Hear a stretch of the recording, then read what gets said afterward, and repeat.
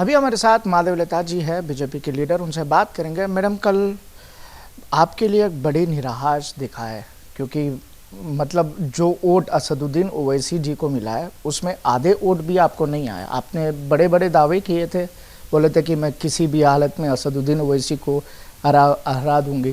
क्या हो गया है कि ग्राउंड पे जब बॉक्स खुलते हैं आपके तरफ नज़र नहीं आया वोट? भैया, इसके लिए ना मैं आपको एक दो वाक्य बताऊंगी। सभी जानते हैं अभिमन्यु बहुत बड़े वीर हैं। सभी जानते हैं अभिमन्यु को बहुत सारे शस्त्र विद्या आता है। ऐसा हम भी सब जानते हैं, अभिमन्यु को कोई हरा नहीं सकता है। लेकिन जब पद्मव्यूह में अभिमन्यु गया तो अभिमन्यु ने जीता नहीं है। अभी आप ये कहना चाहते हैं कि अभिमन्यु को युद्ध कला नहीं आती है, या आप ये कहना चाहते हैं कि कौरवों ने उनके ऊपर गलत वार की है? बस यही है यहाँ का राजनीति जो हमने सीखा है। अभी इसके अंदर और एक बात यह है कि हम गए अभिमन्यु के जैसे और हम युद्ध करें अभिमन्यु के जैसे। अगर हम हारे हैं तो हमारा हार अभिमन्यु का हार है कि है? अभी अभिमन्यु तो स्वर्गवास हो गया, गति हो गया उनका, लेकिन हम फिर से आएंगे अर्जुन बनकर। हम हार नहीं मानेंगे, क्योंकि जो 3,23,889 लोग हमको जो वोट दिए हैं, हमारा जीत और हार उनका कोई लेने देना नहीं है, क्योंकि हम उनके लिए आज भी एमपी ही है। हम अपने वोटर जो 3,23,889 लोग ने दिल से हमको जो वोट दिए, उन्होंने ना कोई पैसे के लिए डाले हैं, ना उन्होंने कोई गलत काम करके वोट डाले हैं, ना हम उनमें से एक भी वोट गलत रास्ते से डाले हैं या लाए हैं। उनके लिए हम आज भी एमपी हैं, और उनके लिए, उनके परिवारों के लिए हम सदा ठहरेंगे, चाहे वो बात छोटी हो या बड़ी हो। हम उनको हर उस कामना करेंगे कि उनके जीवन सफलता आए उनको जीवन में, और उनके हर सुख दुख में, उनकी ज़रूरतों में हम भागीदार बनेंगे। उनका घर का बड़ा बनकर, एक बहन बनकर, एक माँ बनकर, एक बेटी बनकर उनके लिए ठहरेंगे। मैडम, हमने जब ग्राउंड पे देखा था तो हमको कुछ डिफरेंट सिनारियो समझ में आ रहा था। कुछ लोग बोल रहे थे कि स्टेट बीजेपी का कुछ सपोर्ट नहीं था, शायद यही वजह हो सकता है माधवलता जी यहाँ पर आने का। और बताया जाए, कुछ एग्जाम्पल भी दिया, जैसा राजा सिंह जी आपके कैंपेन में तो नहीं आए। बंडी संजय जी एक इंटरव्यू में बोले थे कि माधवलता जी को मैं नहीं जानता हूँ, पता नहीं वो जीतेगी कि नहीं। इस तरह के बीजेपी के जो मेन लीडर्स हैं, यहाँ के बीजेपी के अध्यक्ष भी आपके उसमें प्रचार में नहीं दिखे। क्या ये भी एक वजह हो सकता है जहाँ पर बीजेपी कैडर आपके साथ नहीं है? इस तरह की लोगों का सोच है, क्या कहना चाहते हैं इस पर?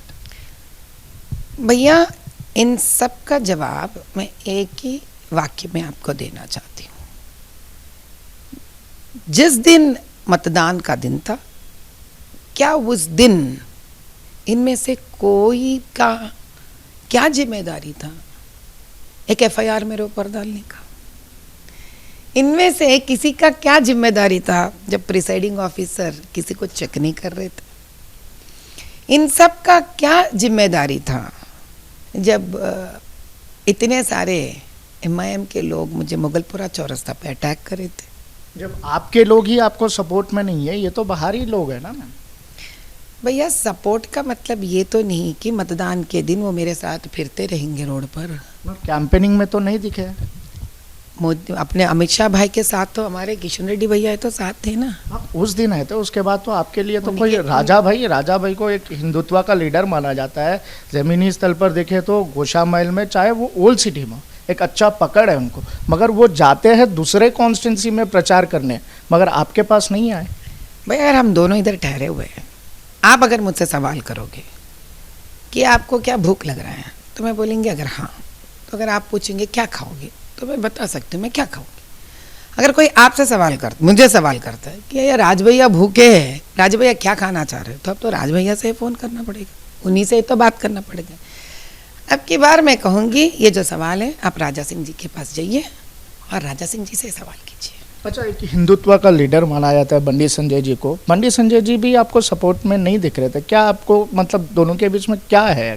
भैया बंडी संजय जी और मेरे बीच में कुछ भी नहीं है, कोई ऐसे हमारे बीच में कोई स्पर्धा नहीं है।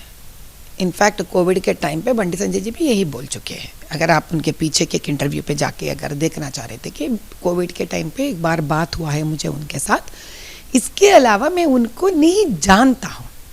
अब जान पहचान की बात आती है तो सही में तो नहीं जानते बंडी संजय जी मुझे मेरे बारे में। और जब मुझे पार्टी के अंदर लिया गया था तब तो इलेक्शन का टाइम था, जो वो भी स्वयं करीमनगर में काफ़ी बिजी थे, तो वो टाइम उनको अपना लोकसभा डिस्ट्रिक्ट्स को छोड़कर मेरे पास आकर इधर काम करना तो नहीं बनता है, वो तो कोई नहीं कर सकते। जैसे कि मैं जाकर तेलंगाना में कोई भी जगह में जाके तो मैं भी तो नहीं करी ना काम, मैं करी क्या? मैं किसी भी लोकसभा पार्लियामेंट में जाकर मैं भी काम नहीं करी, तो आप वो सवाल मेरे पे भी डाल सकते, तो गलती तो मेरे भी हो सकता है तब तो यहाँ पे जो जो लोगों का अपना अपना कॉन्स्टिट्यूएंसीज को उनके ही जगह पर कैंपेनिंग करना पड़ा, वो तो कैंपेनिंग वहीं कर पाएंगे। एक दिन भी कहाँ छूट कर वो निकल सकते हैं बाहर, तो इतना टाइट चल रहा था जब। हाँ, इसीलिए किशन रेड्डी भाई जिस दिन रोड शो हुआ उस दिन था हमारे थे उन्होंने हमारे साथ। और किशन रेड्डी जी का जिम्मेदारी भी तो देखिए आप, जब मोदी भाई आते तो उनको उनके साथ रहना पड़ता है, जब बंडी संजय जी के पास मोदी भाई के तो तब भी वहाँ रहना पड़ता है, पूरा उनको राष्ट्र भर फिरना पड़ा उनको। तो इससे ज़्यादा वो क्या कर पाते? कोई और एक दिन देना मतलब है तो उनके कि यहाँ के काम को भी एक दिन बंद करके उनको हमारे पास आना पड़ता। तब तो उनको पूरे 16 कंटेस्टेंट के पास भी जाना पड़ा उनको, और गए उन्होंने। इससे ज़्यादा मेरे हिसाब से पार्टी ऑफिस से मुझे क्या मिल सकता, मैं नहीं समझती हूँ मिल पाएगा, क्योंकि जो जो लोग थे जो काम कर सके स्टेट भाजपा पार्टी से वो लोग कर सके ऑफिस से। इसलिए इनफैक्ट हमारे लिए खास कर राजस्थान से भी हमारे ऐसे कई अच्छे भाजपा के वहाँ के कैडर वालों को बुलाया गया है, जैसे कि हमारे सोमकांत शर्मा भैया को बुलाया गया था राजस्थान से, और हमारे हरिराम भाई को भी बुलाया गया था वहाँ से। यहाँ पे हमारे संगठन मंत्री जो है चंद्रशेखर जी, उन्होंने कितना काम किया हमारे लिए, और अभय पाटिल भाई जो कर्नाटका से आए उन्होंने बहुत काम किया हमारे लिए। भैया भाजपा जब इलेक्शन के टाइम पे काम करती है, एक राज्य से यानी कि एक स्टेट लेवल पे काम नहीं करती है, एक देश के लेवल पे काम करती है। हर एक लोग हर एक जगह जाकर सभी का मदद करते हैं। अच्छा, अभी यहाँ पर आपने बोला है कि कई सारे दूसरी स्टेट से भी आके आपके लिए काम करें, क्या वो वजह है जहाँ पर आपको कम वोट आए? मतलब हम तो जनरली जिस तरह से सर्वे में दिखाया गया था सभी सर्वेस में कि आप एक टकाफर मुकाबला देगी, अगर असदुद्दीन ओवैसी जी जीतते हैं तो 1 लाख 2 लाख के अंदर वोटों से ही, मगर यहाँ पर आंकड़े देखे गए तो 3.5 लाख तक चले गए। ये ज़रा दोपहर के 3 बजे से लेकर रात के 9 बजे के अंदर का एक सीक्रेट है, जिसका हम भी जांच पड़ताल कर रहे हैं। बहुत जल्दी इसका जवाब आ जाएगा, क्योंकि सारा देश जानता है हमने तगड़ा मुकाबला दिया है उनको, कहीं भी कसर नहीं छोड़ी है। और जो आंकड़े उनको आए वो हम सब देश जानता है वो आंकड़ा कैसा आया। अभी भैया कोई बच्चा अगर एग्जामिनेशन में चीटिंग कर 99% ला लेता है, तब देश जानती है उसकी गोल्ड मेडल का कितना वैल्यू है। हम मेहनत कर असदुद्दीन ओवैसी जी चीटिंग करके फिर से पास हो गया 5वीं बार। अभी वो जो है जितना देश जानती है, जितना हमारा कॉन्स्टिट्यूएंसी जानती है, देश तो ज़्यादा आप जानते हैं क्योंकि आप मैदान में थे। वो मेरे साथ देश भी देख चुका है, क्योंकि ऐसा बहुत सारे चैनल वाले थे जो हमारे साथ फिरे थे उस दिन, तो सारा देश जानता है। आज इसके बारे में बात कर कोई फ़ायदा नहीं है, कोई मतलब नहीं है। इसका जो हमको जिस प्रकार से कार्य रूप में इसको दिखाना है हम उस दिन करेंगे, और इस दिन आपको न्योता देंगे, आपको दिखा देंगे कार्य रूप में हमने किसको कैसे किस प्रकार से इसका हमने एक न्याय दिलाने की कोशिश कर रहे हैं। मैडम ओवैसी जी कहता है कि बीजेपी यहाँ पर बहुत कोशिश किया है कि पोलराइज करने के लिए, मगर हैदराबाद की जनता बीजेपी को टकरा दी मतलब निखार दिया गया है, एमआईएम के साथ है, चाहे वो हिंदू हो या मुस्लिम हो या सिख हो या ईसाई हो, सब लोग एमआईएम के साथ हैं। इसको कैसा देखते हैं आप? अभी वो कुछ भी कह सकते हैं, जो उनकी मन में है वो भी कह सकते हैं। अगर आप देखेंगे तो वहाँ पे 2 हिंदू ठहरे हैं, 2 मुसलमान ठहरे हैं, यानी बात सही।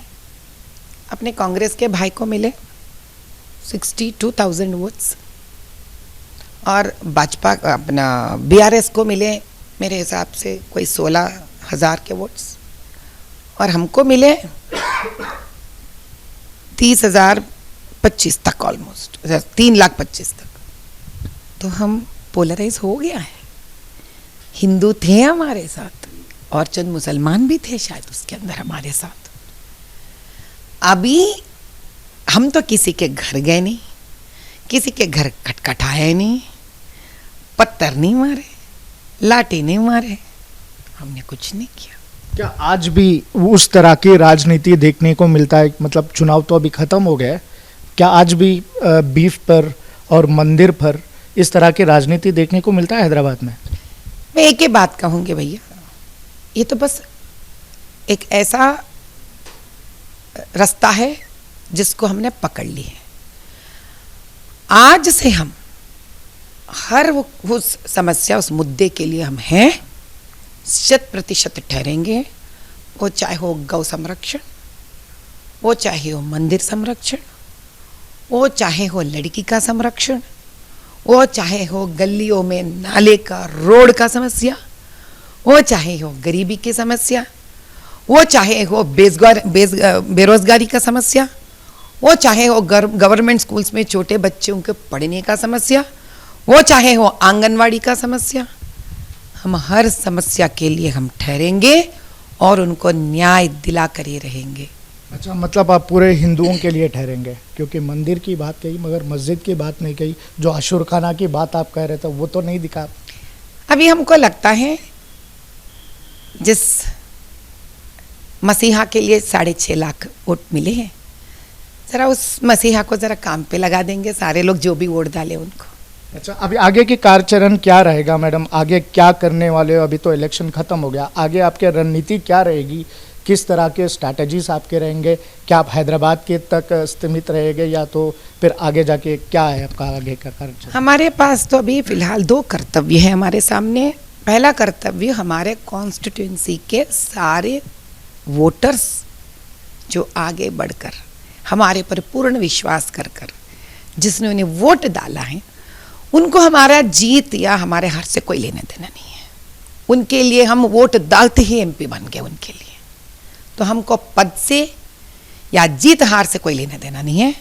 हम उनके लिए जब तक जिंदा है ठहरेंगे उनके लिए। अच्छा, अभी रही दूसरा मुद्दा, पार्टी के कार्यालय में हम पार्टी के साथ हैं।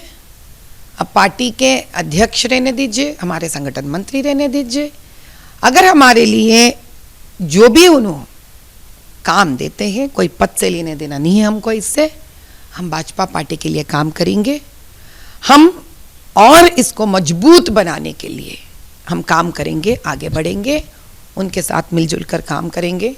और इनकी जो इच्छा हुई हमारे संगठन मंत्री और हमारा अध्यक्ष का, जहाँ जहाँ उनको लगता है कि हमारा काम वहाँ पे उनको चाहिए, तो हम सारे जगह जहाँ पे उनको लगता है भाजपा को और आगे बढ़ाने के लिए हम वहाँ रहेंगे और मिलजुल कर उनसे काम करेंगे। मैडम, आखिरी सवाल है, रही देश की बात है, प्रधानमंत्री मोदी जी सिर्फ 1.5 लाख वोटों से जीते हैं और आपने कई जगहों पर महाराष्ट्र में भी हो या वाराणसी में भी आपने प्रचार किया है, यूपी, उत्तराखंड, जहाँ पर भी, क्या वो वजह हो सकता है जो बहुमत बीजेपी को नहीं आ पाया? 240 पे अटक गया है, 270 दावा तो कर रहे थे कि 400 पार, आप भी कई बार 400 पार बोले थे, मगर 240 पे ही अटक गए। भैया, जो लोग देश को सच्चाई की ओर लेके जाना चाहते हैं, वो सीधा ही युद्ध करना जानते हैं, वो सीधा ही वार करना जानते हैं। लेकिन महाभारत ऐसा नहीं हुआ। पांडव को पीछे से वार करना नहीं जानते थे पांडव, हालांकि कौरव जानते थे पीछे से वार करने के लिए। सारे कुरुक्षेत्र में पांडव तो जीते, लेकिन अभिमन्यु को खोए, पंच पांडव को भी खोए, कई अपनों को खोए, क्योंकि वहां कुरुक्षेत्र के युद्ध में वहां पे भी कौरव ने एक अलग राजनीति, अलग रणनीति को अपनाया है। यहां पे भी जो प्रत्यर्थी है उन लोगों का रणनीति क्या था? अमित भाई का वीडियो को एडिट करके लोगों के बीच में बिछाना। अब मोदी सरकार, मोदी भाई ने जिस राज्यांग को पार्लियामेंट के तक रखकर भी जब इसका उन्होंने पूजा की है, अंबेडकर भाई को, अंबेडकर जी का जो स्थान दिया है, इसके बावजूद भी प्रत्यर्थी के लोगों का जो तीर वो लोग चलाए थे कि दलितों, ये 400 पार से राज्यांग बदल देंगे, दलितों को रिजर्वेशंस निकाल देंगे, जो वो करना चाह रहे थे ये करेंगे, वो करेंगे, कहीं ना कहीं प्रजा उसमें भटक गई थी। क्योंकि इनमें एक हर वक्त एक डर रहता है, वो डर इनको सोचने में, एक सही रास्ते में सोचने के लिए वो मदद नहीं करता, मजबूर हो जाते, वो लोग डर जाते हैं। इसी डर को निकालने के लिए 10 साल से काफ़ी प्रयास किया प्रधानमंत्री मोदी जी ने कि 10 साल में सब कुछ हो सकता था, तो प्रधानमंत्री जी आने से पहले ही 65 सालों में सब कुछ हो जाना था। तो उन्होंने जो कोशिश की 10 सालों में की थी, और ये आने वाले 5 सालों में उनका प्रत्येक सोच विचार यही था कि बेरोजगारी को निकाले और दलितों को और मजबूत बनाए, मदद करे उनको। लेकिन हम सब जानते हैं कि ये जो रास्ता भटकाने की, ये गलत प्रचार जो उन लोगों ने की है, जो कौरव नीति उन लोगों ने अपनाई है, इस नीति में जैसे पांडव को भी कितना खोकर ही जीतना पड़ा, तो हम तो वैसे इस कलयुग के लोग हैं, हमको भी कुछ खोना पड़ा है जीतने के लिए। लेकिन जैसा फिर भी युद्ध जीते ही पांडव, जीते ही भाजपा, जीते ही मोदी जी, जीते ही अमित शाह जी। तो ये बात इतिहास को याद रखना पड़ेगा कि कितना भी झूठ आप बोलने की कोशिश करो, कितना भी लोगों को आप भटकाने की कोशिश करो, सच्चाई की जीत होती है। और जीत को आंकड़े से परखा नहीं जाता है, जीत को किस से लड़े हम, उससे परखना पड़ेगा। हमने झूठ से लड़ी है, चाहे वो मेरा हैदराबाद का सीट होने दो या चाहे भाजपा का सरकार राष्ट्र में होने दीजिए, हम असत्य से लड़कर भी जीते हैं। अभी आने वाले 5 सालों में प्रजा समझ जाएंगे कि जिनके बातों में बहकावे में आकर वो हमारे भाई, हमारे बहन, वो जो परिवार 1 मिनट के लिए शायद ही वो उस तरफ भटके होंगे, उनको आराम से पता चल जाएगा कि शायद हम ये विचार नहीं करना था, हमको भरोसा करना था कि कभी भी कोई भी, ये बात सिर्फ भाजपा की नहीं है, कोई भी इस देश में अंबेडकर जी का जो राज्यांग के हिसाब से दलितों को जो मिलने का हक है वो मिलकर ही रहेगा जब तक सूरज चांद रहेगा। मैडम, ये नीतीश कुमार जी और चंद्रबाबू नायडू जी अपने पड़ोसी राज्य के हैं, बहुत बड़ी भूमिका निभाने वाले हैं यहाँ पर, तो आप कोशिश कर रहे हैं इंडिया अलायंस वाले नीतीश कुमार जी को उनके तरफ खींचने की, और चंद्रबाबू नायडू से भी ये बातचीत हुई है कि चंद्रबाबू नायडू उनसे भी शायद उन लोगों से भी बात हुई है, मगर बाबू सर ने क्लियर कर दिया है कि यहाँ पर हम इंडिया के साथ रहेंगे। रही नीतीश कुमार की बात, अभी तो चर्चा चल रहा है, अभी मीटिंग होने वाला है, क्या आपको लगता है क्या चंद्रबाबू नायडू इंडिया के अलायंस रहेंगे या तो फिर इंडिया गठबंधन के साथ जाएंगे? अभी सारे देश शायद चंद्रबाबू नायडू जी को एक राजनीतिज्ञ के तौर पे देखते होंगे, लेकिन मेरा अपना खुद का एक अनुभव रहा है। जब मैं डिग्री ग्रेजुएशन पढ़ रही थी निज़ाम कॉलेज से, मैं पब्लिक एडमिनिस्ट्रेशन और पॉलिटिकल साइंस सब्जेक्ट से हूँ, तब हमारे लिए चंद्रबाबू नायडू जी एक आइडियल मिनिस्टर होते थे, एडमिनिस्ट्रेटर होते थे। तब भी मैं उनकी बहुत बड़ी फ़ैन थी और आज भी मैं बहुत बड़ी फ़ैन हूँ उनका। आप कभी भी उनका राजनीति देखिए, वो अपने दायरे से कभी बाहर नहीं निकलते हैं। बड़े फोकस्ड रहते हैं चंद्रबाबू नायडू जी। अगर सच बताया गया, अगर हम सब सोचे तो बताइए आज तेलंगाना राष्ट्र में जितना भी डेवलपमेंट हुआ है किसके वजह से हुआ है? वो बीज डाला किसने? चंद्रबाबू नायडू जी ने ही तो डाला। वो बहुत ही स्टैंडर्ड, फोकस्ड और अपना प्लान ऑफ एक्शन क्लियर रखते हैं, तो उनको भी किसी भी प्रकार का उनको अपने बात जो वादा करते हैं उसके हटकर जाना उनका व्यक्तित्व ही नहीं है। तो हम पर्सनली एक टीडीपी के भी राष्ट्र के लेवल पर जब हम छोटे थे तो हम भी, क्योंकि एनटी रामाराव जी जब से भी चाहते हैं हम, तो हम पक्का वादे के साथ कह सकते हैं कि चंद्रबाबू नायडू जी का गठबंधन भाजपा के साथ ही रहेगा, उसमें कोई दूसरी सवाल नहीं है। और हम आपके चैनल के तरफ से चंद्रबाबू नायडू जी को मुबारकबाद भी देते हैं। अच्छा लग रहा है हमको कि एक ऐसे मुख्यमंत्री आंध्रा के लिए फिर से मिल गया है जिनके नेतृत्व में जिस प्रकार से पीछे रह गया है, अभी आंध्रा राज्य भी कहीं हवा के वेग से, वायु वेग से आगे बढ़ेगा और तरक्की और उन्नति देखेगा। ये है माधवीलता जी का कहना कि किसी भी हालत में हैदराबाद को नहीं छोड़ेंगे। हैदराबाद में भले वो हार गई है, मगर जिन्होंने उनके लिए वोट दिया है 3,20,000 तक, उन लोगों के लिए काम करेंगे। हर वो तकलीफ में उनके साथ रहने की बात कही रही है माधवीलता। कैमरा पर्सन सूर्या के साथ राजकिरण, न्यूज़ नेशन, हैदराबाद से।